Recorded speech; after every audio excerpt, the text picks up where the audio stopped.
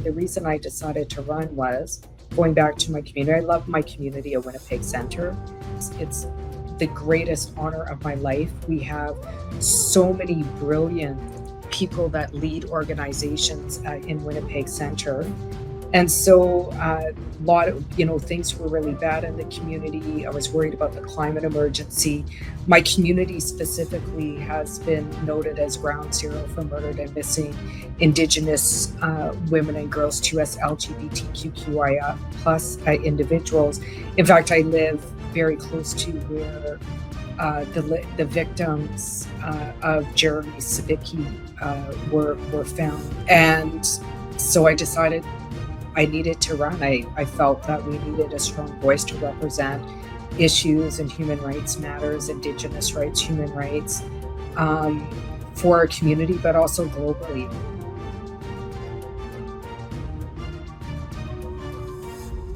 Kwe Nindeluizi Pam Palmater, and I'm the host of this show, The Warrior Life. I'm an Indigenous lawyer, professor, author, and activist from Eel River Bar First Nation, and my motto is education for action on Indigenous issues.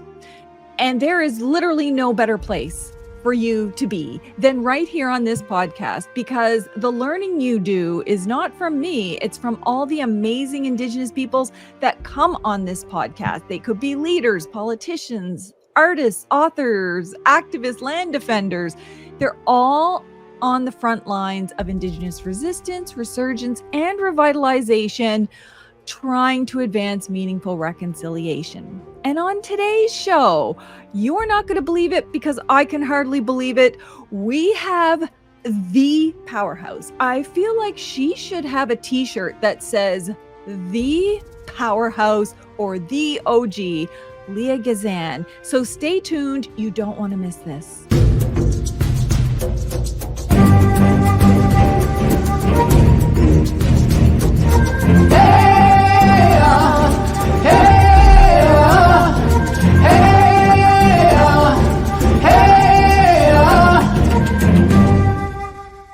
Welcome back to the Warrior Life Podcast.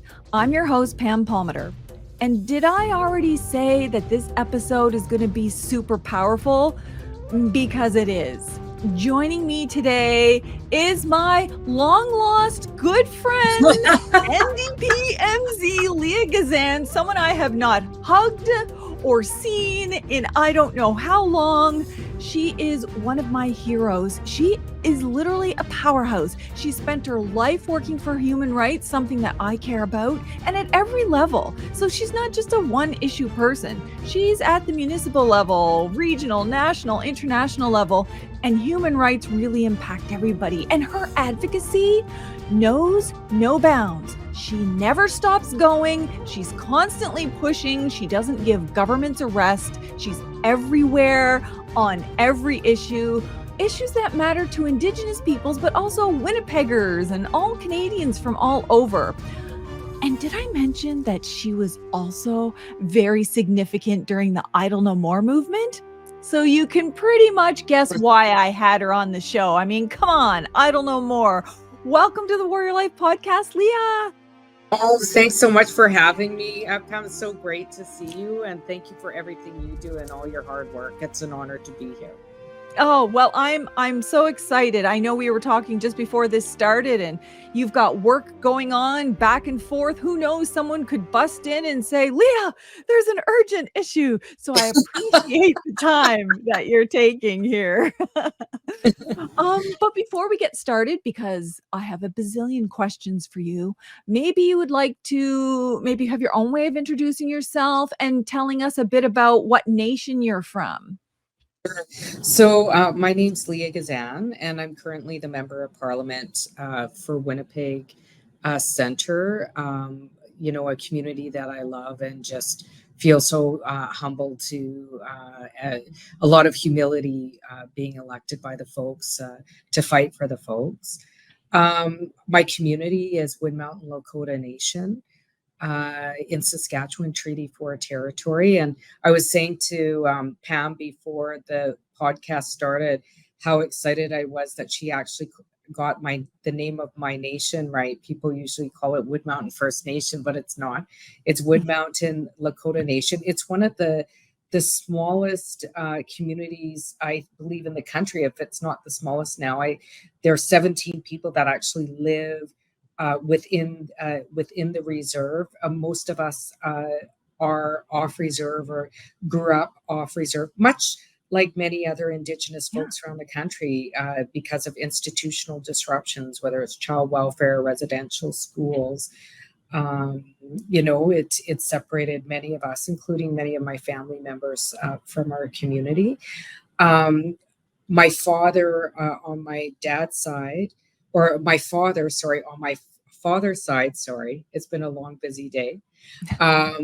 He was a Holocaust survivor from Holland. So I'm bicultural, interracial. So it's been an interesting life. And then my grandfather on my mother's side was Chinese. I don't know a lot about my grandfather's side of the family, but I do know that he was Chinese, and his last name was Situ. So there you go. So I come from a lot of diversity and genocides from different parts of the world, including Canada. Well, yeah, including Canada. It's so funny. We say that without a second thought, but other people, when you're traveling, internationally, and you're like, yeah, like genocides like in Canada, they're like, what? Canada? Yeah. Can't be. Yeah, and I think just quite frankly, because we have a history of genocide denial. So it's we need to look in our own backyard and how we perpetuated genocide, but also the ongoing genocide against Indigenous women and girls and Two-Spirit folks. Oh my gosh, there is literally so much going on. But my most interesting question to me, the reason why I have people on is because I want to know how everybody started out. Did you start out wanting to be a fire person or working in construction or dancing in the ballet? Or did you always know I'm going to be a little powerhouse and I am going to take public office? So I have to be honest, Pam, the beginnings of my life, I was not very studious, barely graduated from high school. I was pretty rebellious. A lot of the reasons was because I was experiencing a lot of racism in the school. Like, it wasn't really a place where I felt I belonged, particularly as a young person. And I actually remember bumping into one of my old high school teachers, and he said, "Where are you now?" I said, "Red River College," because I used to teach at Red River. Now it's Red River Polytechnique in Winnipeg. I said, "I'm at Red River College." He said, "Are you a student?" I said, "No, I'm teaching there." And he went, "Oh." I think there was this kind of expectation that I wasn't going to graduate. Went on to teaching university, and I kind of wandered through life, Pam. I didn't expect to go to university. I was an early childhood educator at the time. And I said to my mom, like, I want to see if, just inquire and ask some questions about getting post-secondary funding. And so I did. And I was so mad because they, put in my application, and it was at the time in Indian Affairs where it was still, bars up, like, it was like back in the day. And I was so annoyed, but I ended up getting funding. And my boss at the time said, "Leah, if you don't go to university, you have the funding, I'll never forgive you." So I rolled into university, rolled out of university with very good marks, just not so much, because of anything else but my fear of failure. So I just studied so tremendously hard. So I got a lot of scholarships, and like a lot of Indigenous folks that are in places where we haven't really historically been, you kind of have this imposter syndrome. So I studied my way into scholarships and ended up getting a teaching job, and ended up rolling into a teaching job at Red River College, and then end up rolling into a job at the university. So I never really planned on going into politics. It takes an average of women to be asked 10 times before they run. And in 2018, it was actually in 2018, the reason I decided to run was going back to my community. I love my community of Winnipeg Center. I'm very, very. It's the greatest honor of my life. We have so many brilliant people that lead organizations in Winnipeg Center, and so a lot of things were really bad in the community. I was worried about the climate emergency. My community specifically has been noted as ground zero for murdered and missing Indigenous women and girls, 2S LGBTQIA plus individuals. In fact, I live very close to where the victims of Jeremy Sabicki were found. And so I decided I needed to run. I felt that we needed a strong voice to represent issues and human rights matters, Indigenous rights, human rights, for our community, but also globally. So I put my name forward, had to beat two guys to get to where I am, a very powerful former Minister of Justice from Manitoba, 15 years sitting MLA, and then had to beat Robert Falconulat. In fact, I had to run against Robert Falconulat. Yeah, and I beat him. So I always say I had to. They talk about women in politics. I always say I had to take down two dudes to get to this seat. See, everyone listening or watching, AKA powerhouse here. That's literally what she does. Kicking butt and taking names. That's awesome, Leah, because here's how I've always seen you.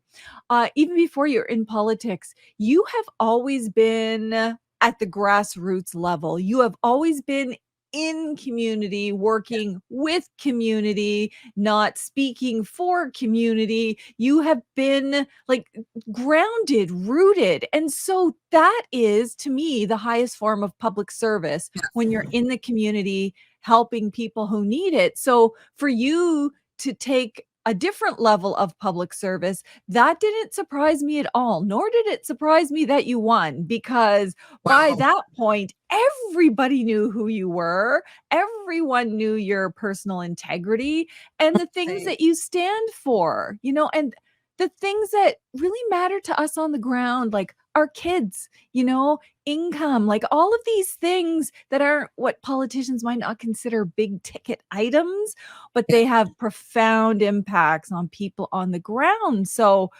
that's just incredible. And you must have seen like a lot of support from communities when you said, okay, I'll run.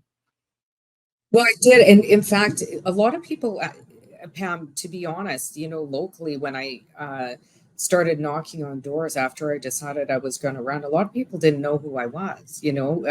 When you're because a lot of people don't watch the news, or they just know you through issues. And when you're the sitting MP, you have an advantage, right? Because people get your mailers, they see your face, you're on the buses. I didn't have that. I actually knocked on 10,000 doors in the first election. I'm known as the MP that literally runs door to door during election, and I do. I put on my running shoes. I run up and down the stairs for 8 hours a day during election time, and so I talked to a lot of folks. I also had a huge nomination meeting. Like usually when somebody is nominated as a candidate, the attendance is very low. In my case, there was over 1,000 people there, so it made the news. So that helped lift my profile. But I worked very hard. You're only as good as your team. I had an excellent team. I have the same folks still around me today. And so, I get all the credit for things that are happening, but I have to say that it's a whole team of people, including my team in Winnipeg Center, that are working with me to make sure that it's happening. It's pretty incredible when you think about it, because from someone from the community like you were before you got into, public office, so to speak, think of all of the people that you've worked with, who's helped you along the way. Like I've heard countless elders talk about you and, how you've made them proud, how you stand for morals and values. And just listening to them sometimes makes me want to cry because I'm like, well, yes. How often do you Yeah. see that in politics? You see someone who are great. They go into politics and all of a sudden it's about them and their power or what kind of deals they're making in politics. Instead, you're like, you know what? I might get roasted on social media by all the trolls, but I'm going to stand up for what's right. Well, I think one of the things I share very often, Pam, is that I'm actually very unimportant. I'm always one vote away from losing my job. That's not lost on me. Yeah. It's the movement of people that allows you to push things in the House of Commons. I wasn't the one that did the red dress alert. It was families and advocates from across the country that pushed, and we won a red dress alert. Right now, I have put forward a bill to amend the criminal code to include, in addition, or to amend Section 319 of the criminal code to include where they already have Holocaust denialism as inciting hate, to include in that residential school denialism. And I got the guidance through survivors who said that they needed it. And I believe that, eventually we're going to win this. We're going to win this not because of me, but because of the voices, particularly of survivors across the country, saying that we have a right to live as all people do across Canada, free of violence, free of hate, free of harassment. So, I keep it humble. I don't go to a lot of events here unless it's related to a critic role. I don't really do a lot of. There's a lot of bougie stuff in Ottawa. It's not really my thing. I go home. I cook my own meals. I have a place in Ottawa and a place in Winnipeg, as many members of Parliament do. I freeze my food. I clean the floors, and I just try and keep it real. Yeah. I try because things are serious. I don't particularly like politics. I'm not here because I like politics. What I love is human rights. What I love is justice. What I love is lifting up the voices of folks in grassroots movements across the country who are fighting for to improve the material conditions of all people, including our planet. And that's what I love. Not so much Ottawa, but I do love that. Well, and I think about like the power that you hold is rare. You know what I mean? Like if you think of all of the people that are in Canada, having that kind of public office with a certain platform, with, the way government works, to have that power. And you're always referencing people in the community. You're always referencing the community. You're always saying, hey, we need to do something over here. When, like I said, you could be trying to play those games and going to every $1,000 a plate dinner that exists. I'm so glad you don't. But so here's a question for you, because as you can imagine, I'm sure you're getting the same questions on your move to amend the criminal code to make Indian residential school denialism a criminal offense, like a hate crime. That's would become an offense. The pushback from media has been, oh, how could you possibly, Pam, as a lawyer and a human rights lawyer, support this terrible attack on free speech? And nowhere have we ever done that in history. And there's nothing like that in the criminal code. Right. And how could Right. you advance something like that? So, Leah, let's just pretend people are listening and they want to know the answer to this question too. Like, well, yeah, isn't that an attack on free speech? And the criminal code doesn't have anything else in there. I wonder if you could just talk about that a little bit.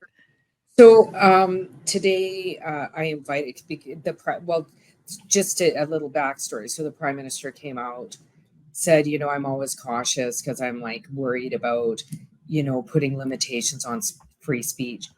And I invited him to read the criminal code and reminded him that there's a difference between inciting hate and free speech. Inciting hate is not free speech. I think that there's been a normalization of genocide against Indigenous people. There's been a normalization of perpetuating stereotypes. There's been a normalization of racism against Indigenous people. The fact that inciting hate is seen against Indigenous people is seen as free speech. That's not free speech. Inciting hate is not free speech, full stop. And what my bill intends to do is to stop that, to stop just giving people a blank check to incite hate by condoning, denying, downplaying, or justifying the residential school system, full stop. It's such an important move. And just the second part of the question people might be saying around this claim that nowhere in the criminal code would this ever be done for any other group in terms of denialism. But that's not the case, is it? No, it's not. What my bill proposes to do is amend Section 319 of the Criminal Code, which already condones or condemns, sorry, not condones, condemns Holocaust denialism. Thank goodness. All I'm proposing to do is add to that same section residential school denialism. We have to acknowledge. It's easy to acknowledge genocides that have happened that aren't in your own backyard. It is harder to acknowledge genocides in your own backyard, which was unanimously supported in 2023 when I put forward the motion recognizing what happened in residential schools as genocide under Article 2 of the UN Convention on Genocide. It was unanimously supported. So what are you going to do to protect folks, survivors, who have suffered at the hands of this genocide? The ones that never made it home, the intergenerationally impacted individuals, which include me. You know, I shared at the beginning, you asked about where I came from. The violent institutional disruptions to my family as a result of Indian Act policies, the fact that I had a mom that went through 15 different child welfare placements, including having to spend times in a convent between age 5 and 18, institutional disruptions, intergenerational trauma. If we're going to reconcile in this country, and I keep saying it, if we can't protect the folks, if we can't protect the survivors, if we can't protect folks that are a living history of the residential school system, the truth, we will never reconcile in this country. It is violent and it needs to stop. Period. Exactly. And the way I've tried to explain it to people, saying, you know, there's a reason why Leah is doing this. Think about all of the people who denying the horrific things that have happened. Like that would be like going to a Holocaust survivor and saying, oh, that never happened. And so the way I see it is, Holocaust denial is atrocious, and it does lead to hate, which often leads to violence and 100%. discrimination in society. And then I think, okay, well, we've had this national inquiry into murdered and missing Indigenous women and girls. The Prime Minister accepted the findings in the report. You've got, you know, this Indian residential schools motion where I believe it was unanimous that everybody said, yes, Indian residential schools were genocide. So why wouldn't we treat Indian residential school denialism like we would the Holocaust in terms of hate crimes? And I think the last time I looked at the bill, it's worded almost identically to the one. It's pretty much identical. So I also want to point out that, like, my father was a Holocaust survivor. A lot of people know that. There was 5 survivors on both sides of my father, on my grandmother and grandfather's side. My father being one survivor, my grandparents and 2 uncles, and not having the ability, or having it not be a normal behavior to question the genocide that occurred on my father's side of the family is important, and it's healing. Because that side of my family, the genocide is not up for debate. Unfortunately, that's not true on my mother's side of the family. That's not true on my mother's side of the family, where the genocide is still up for debate. And that needs to stop. That needs to stop. The fact that, I asked a question in the House asking if the federal government was going to support my bill today, and even though in the final report, and this was not planned, this is wild, special interlocutor Kimberly Murray quoted the same section of the criminal code. I was like, I didn't plan this. This is wild. They're like, you didn't plan this? I'm like, no. It shows the need to amend the criminal code to ensure the protection of survivors against violence. And like you said, Pam, it results in other forms of violence. And sometimes it results in physical violence. There's spiritual violence, psychological, emotional, and spiritual violence, all related to residential school denialism. Well, and when you think about it, there is so much. It's hard to believe that we're in this age of reconciliation, and it seems to be common terminology, and people are familiar with the TRC and the National Inquiry and other things, but that we live in a country where you can have these guys, these horribly right-wing, racist young guys wearing "Where's the Bodies" t-shirts and carrying around shovels, threatening to dig up our ancestors. Like, there's all different kinds of violence. I feel like that one just, it gets you right in your soul, right in your spirit, that we would also have to protect our ancestors in the ground from violence, and the violence that would do to the living survivors. Like, sometimes I just sit back and go, this was always around. There's always been a small number of people who are haters and racists and, misogynists. But I feel like there are politicians today in the US, but also here in Canada, who have empowered this kind of rise in hatred. And, like, what is the solution to that when you have politicians really being horribly racist and equally denialist? So, absolutely. I mean, the current leader of the Conservative Party, Pierre Poilievre, Yes. has fundraised with Frontier Center, a think tank hub that promotes residential school denialism. The member from Saskatchewan, stated in the House, blaming what happened in James Bay Smith Cree, or Smith Cree, or James Smith Cree Nation, said that he was more likely to reoffend because of his racial background. I mean, like, you want to talk about racism in the House and in the halls of power.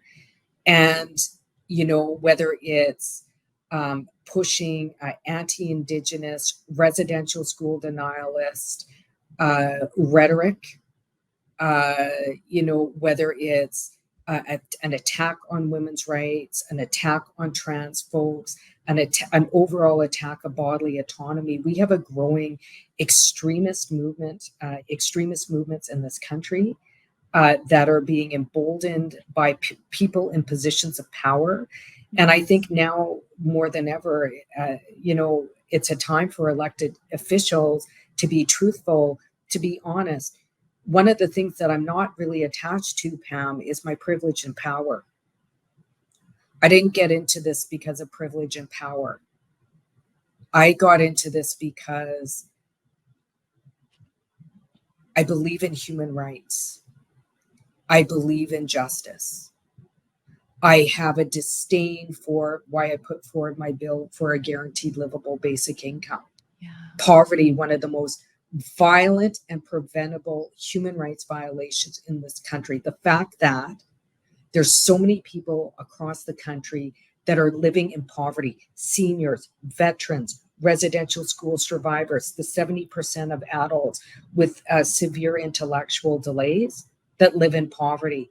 And this myth of meritocracy that everybody just has to pick themselves up from their bootstraps and get a job because somehow being poor means that you're lazy, when there's all sorts of reasons why people become poor, including complex mental health and trauma issues, including the kids that we still drop off aging out of care at the Salvation Army.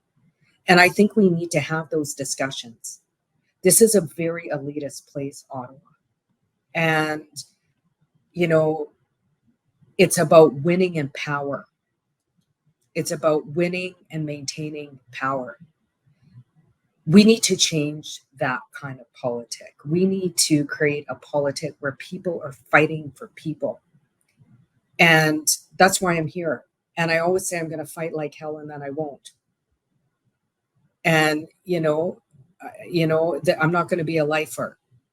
Yeah. I'm going to fight like hell and then I won't. And then I'll leave. And I'm going to write poetry again and stories. Oh. And I'm going to do those kinds of things and reflect on my learnings from this colonial, racist, misogynistic environment where legislation is being passed sometimes that really marginalizes further, I would say, most specifically Black, Indigenous, and people of color.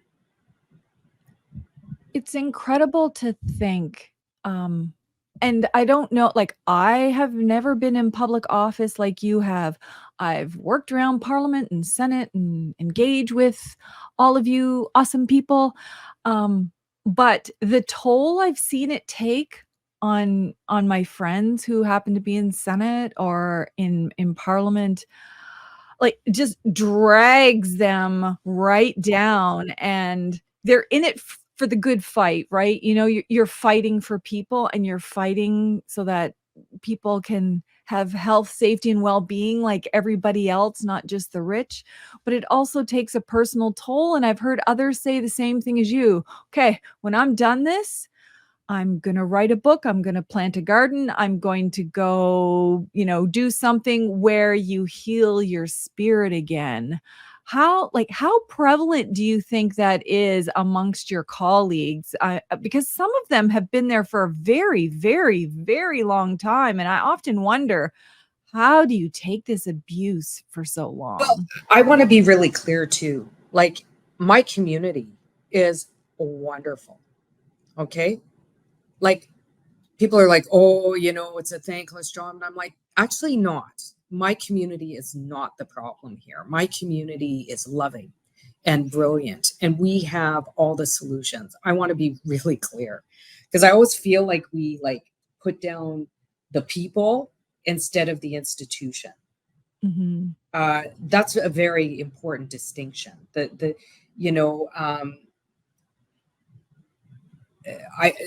want to be clear about that. There's a real attachment in this place to power and privilege. Some people are here and, you only have to look how many questions somebody asked in the House, how many speeches, like some people have asked 0 questions and made 0 speeches in the House for years. There's those folks, and I can see how they last 30 years. Right? I guess. I'm like, and I always make a joke, oh, this job's killing my pretty, you know what I mean? And, I laugh just because it's, but I still do things that give me joy, Pam. I work out, I train, I started training again. I love plants. And I buy plants when I'm stressed and I look after my plants, Oh. like just little cheap plants. Then I watch my plants grow and it reminds me of beautiful things and that life goes on. And I Yeah. look at my plants every week, and I see a leaf grow, like simple, Yeah. Yeah. simple, but not, because it's like life-giving and life is so beautiful and simple, but it's not. And I water my plants and I spend about an hour with my plants. I have a condo. I don't live in a big place. I like to keep it simple. It's a one-bedroom place, a condo. And I spend about an hour looking at my plants and picking leaves and replanting plants and playing with my plants. And I do that once a week. I share that because, and I shared this at the dinner last night. I was the keynote on the release of the final report of the missing and disappeared children in residential schools. And I spoke about joy and how everything's been put in Mm. our place to strip us of our right to joy. And it actually came out of a time, single mom. It was during one revolution. I don't know which movement I was working on. Like, I'm getting older. I can't even, it's like blurring together my troublemaking. And it's like 2 a.m. and I finished a press release. And I'm like, why am I doing this? Like, why am I doing this? And I thought, you know, I'm fighting for the right to joy, and everything's been put in our path to strip us of that right to joy. So living my joy is actually a revolutionary act. And that happened in my 40s. Like, I'm in my 50s. Mm. And that happened in my late 40s because of the parents I came from. We were always in the movement, and it was always about fighting the revolution. Like, there was Yeah. never a time where I wasn't political. Like, I remember being 10 years old and there was the movie that came out about nuclear war. It was in the 80s or something like that. And I started crying when it started because I knew what was going to Oh. happen. Just like I grew up in that environment. Like, when you grow up with parents that Yeah. find genocide, like, shit was real in my house, Pam. Like, I loved my parents. They were wonderful parents. Yeah. But shit was real in my house. I mean, and I try and balance that joy here. And I have my things that I carry with me, including my parents and their Mm. commitment to human rights and justice, and the way they taught me not to be attached to power and privilege, and how they would always remind me that we're all one welfare uh, check away, or a paycheck away from being in the welfare line, and never think you're too good to clean a toilet. I was brought up with those kind of values, to look at all of us equal in a circle, Mm. and that it's important to look after each other in a circle. And that includes also me. So Mm. as I've gotten older, I've now learned how to include myself in the circle, so that I have some joy in it, right? Yeah. So, yeah, and that keeps me focused, so I don't lose focus. Such a good perspective. When I think about, there's a younger generation, always, there's always multiple generations coming behind us. And I've heard many, many young Indigenous women saying, look at Leah, or look at Lori Idlu, or look at all these people who are doing amazing things. They're being warriors for our people. But they're hesitant about following that path because of the online hate and threats and doxing and potential risks of violence to them. I mean, I love social media for certain tools, sharing information, real-time information, connecting with one another, organizing, planning, strategizing. But the dark side of the internet, especially when it's empowered by people in positions of power, Donald Trump, Pierre Poilievre, MPs out in BC calling us savages. I mean, there's so much there that serves to make some in young Indigenous women a little bit hesitant. Do you have any advice for them? Because I'm getting the sense that they really want to want to make a contribution in public life, but they're very worried about the online hate dimension. So this is my perspective on it. The people who are saying horrible things, I wouldn't want as friends anyway. I don't want a homophobe as a friend or a transphobe. I don't want a residential school nihilist or a sexist. I don't want them as my friend. They're not my friends. And there's always going to be people that criticize you. Now, having dissenting views on something, that's totally different. I'm open to that. But, what we're talking about, from what I understand, Pam, is, extremist trolling. And I don't read it. I also have two really important buttons I found. It's called block and delete.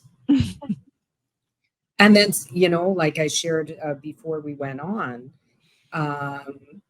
prior, I had my messages. You could write a message under my social media.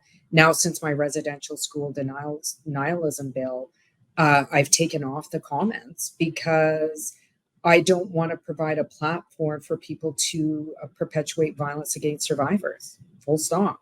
They don't need to read it. Full stop. So I think there's ways around that. I have a bit of a shield that I came in here with. I think this is good advice. This is the advice I give people. I have 5 bottom lines, and I have not swayed from them. I just celebrated 6 years of being elected on October the 19th. What? Yeah, 6 years. Can you believe it? 6 years. What the heck? Where did my time go? So anyway, I'm a workaholic, so I don't remember where my life is gone because I have no life. But one is what I'm being asked to do, does it respect human rights? Is what I'm being asked to do, does it uphold Indigenous rights? Is what I'm being asked to do, does it uphold the rule of law, which is in fact not policing, and we break the rule of law all the time in this place, right?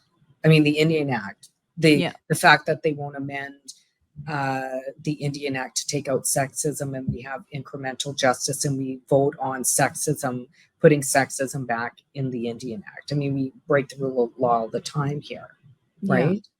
Like, are we going to meet climate targets? Yeah. Like, these are like bottom lines. Yeah. The other thing I have to say is, one of the gifts my parents gave me, my parents were quite marvelous, Pam. Like, for all intents and purposes, with the histories that they came from, my life should have been totally screwed up. But my mom had me later, and they figured things out. And so I had very profound parents. So I'm very lucky. I'm very lucky that, especially for my mom, like with us, she broke that cycle of child welfare. So, like, I'm very lucky. I'm very, very fortunate. But one of the things, particularly for my mom, that was so critically important is that I knew who I was, that I knew where I came from, that I knew what my identity was, so that when I go in places like this, it's like my shield. Yeah. So it just pings right off me. Right. It doesn't pierce my spirit. I will not let hate and extremism to strip me of my power. Because aggression, as my father taught me, is a sign of weakness, and kindness. Now that, he would say, that is powerful. Because what do you do in the face of kindness? What do you do? What do you do at a peace march where people are having a sit-in? What do you do? Yeah. Kindness is powerful. And I focus on that. And I don't let them strip me of my right to joy, because everything has been put in our place, particularly as Indigenous folks, to strip us of our right to joy. So I have a revolution party, and nobody's gonna ruin my party. Full stop. Yeah. So that's what it is. I don't want to discourage. It is hard. I'm not going to say it's not hard. Do I get I'm doing something for the CBC on harassment. Is it present? Absolutely. Would I discourage other Indigenous women from coming forward and putting their name forward to take a seat in this place? 100% no.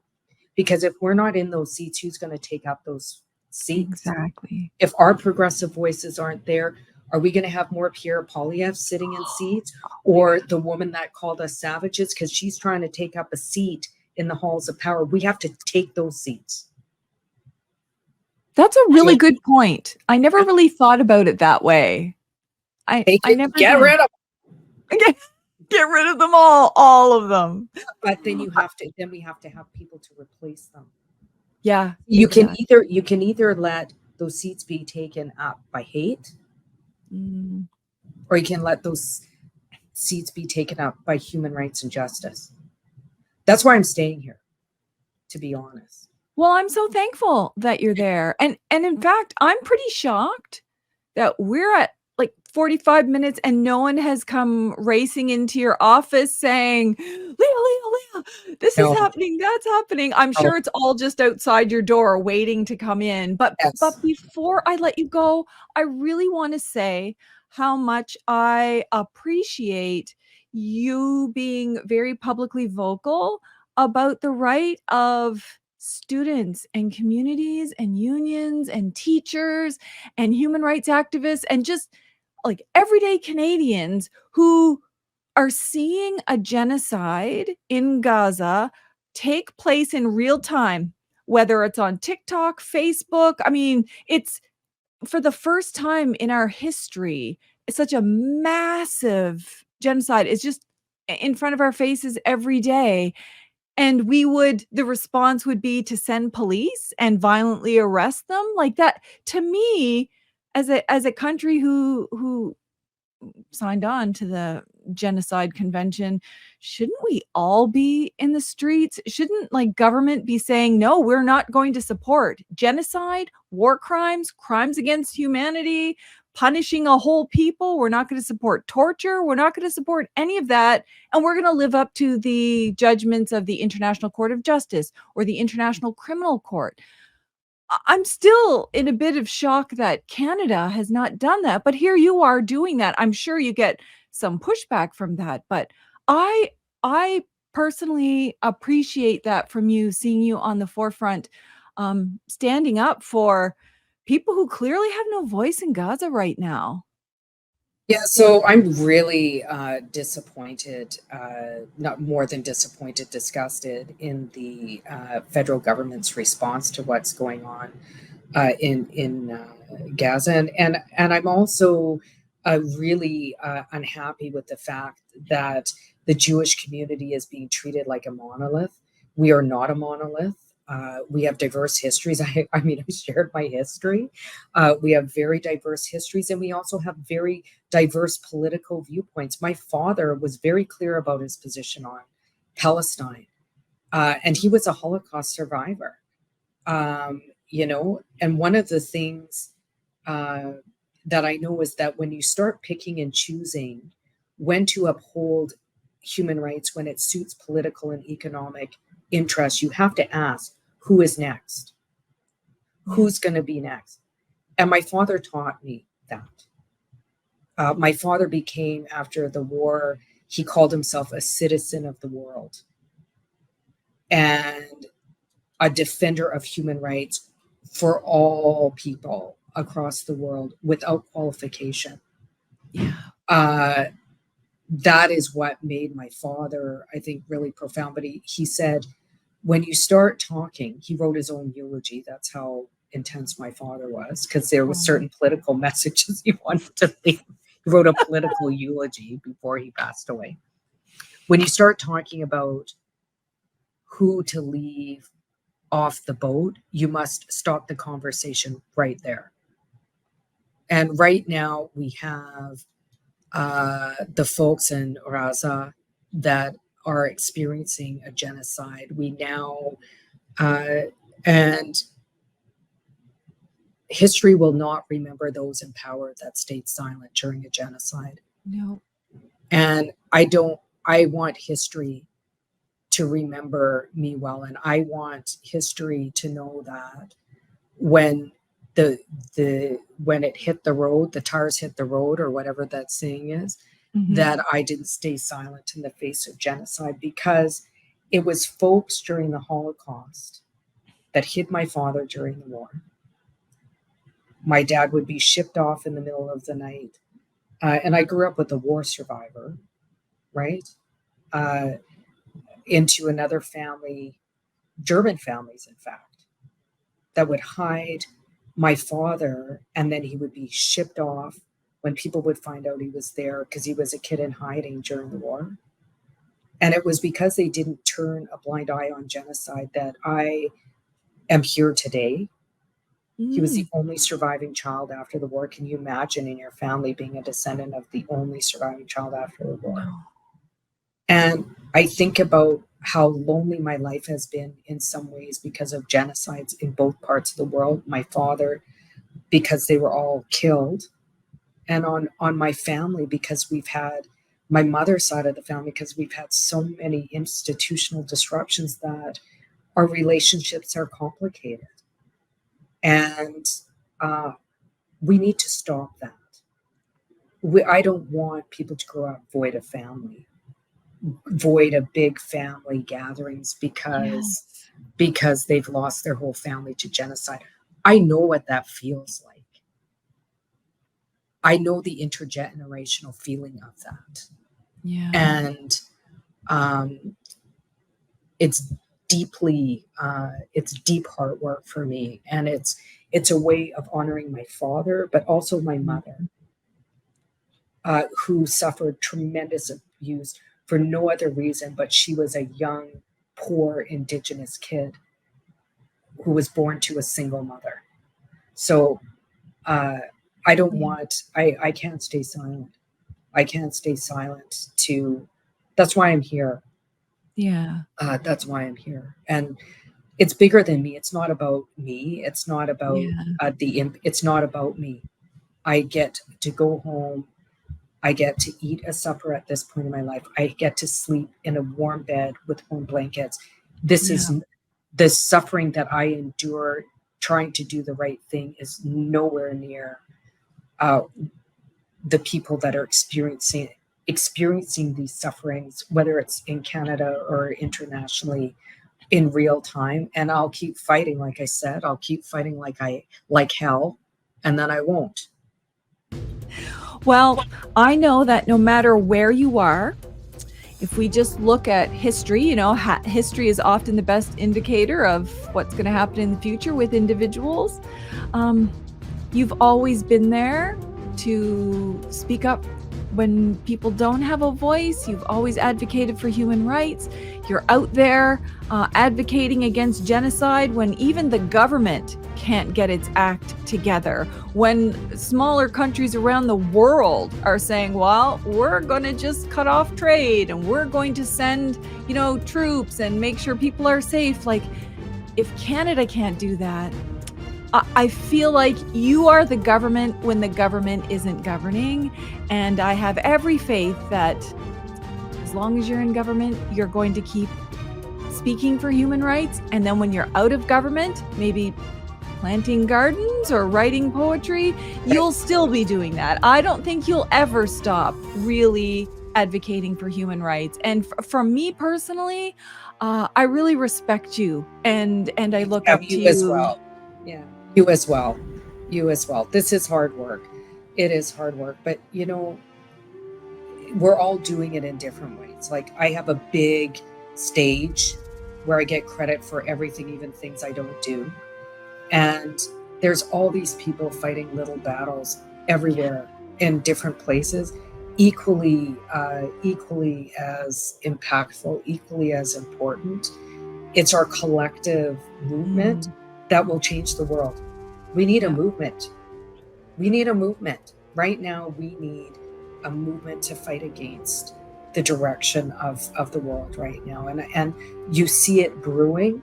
We just need to really unleash the love revolution.